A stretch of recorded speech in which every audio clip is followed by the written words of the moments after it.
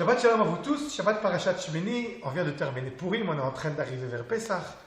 Et la Parashat nous enseigne, un des enseignements de la Parashat, c'est quels animaux on peut manger et lesquels on ne peut pas manger. Un des signes des animaux qu'on peut manger, les animaux tahor, ou les bêtes qui sont tahorot, c'est d'abord sabot fondu, qu'il y a des sabots, et que la bête, elle remonte la nourriture, elle remange et elle ravale. Comme par exemple les vaches. Les vaches comme ça, ils mâchent leur nourriture, ils avalent, ça remonte et ils continuent à ravaler leur nourriture. Donc cette chose-là aussi est un enseignement très très important pour notre vie quotidienne. Vous savez, nous les hommes, ou les gens dans le monde, on a deux âmes. On a une âme qui est spirituelle, une âme divine, et on a une âme qui est matérielle, qui s'appelle Nefesh HaBehemit. Elle est comme je dis, l'âme matérielle. Le Behemit aussi, c'est l'âme qui vient d'une source de bête. Ça veut dire que cette âme-là, c'est elle qui nous tire vers toutes les choses matérielles du monde. On a besoin de manger, ça vient du Nefesh HaBehemit. On veut dormir, ça vient du Nefesh HaBehemit. Et comment une bête peut être aussi Tehora, elle peut être bien. Alors, de ça, on peut apprendre des grands enseignements.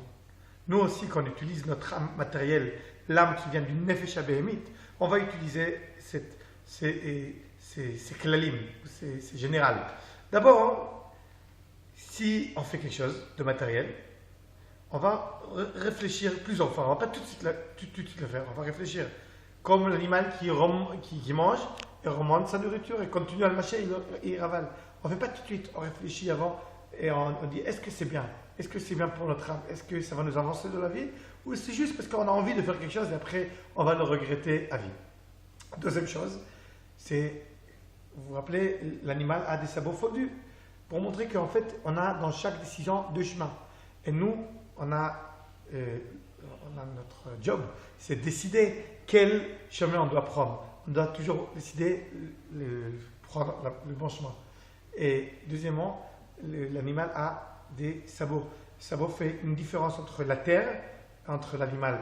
Ça fait une petite séparation, et cette séparation est très importante. Même que nous, c'est vrai qu'on est aussi divin, mais on est aussi matériel, et on est attaché au matérialisme.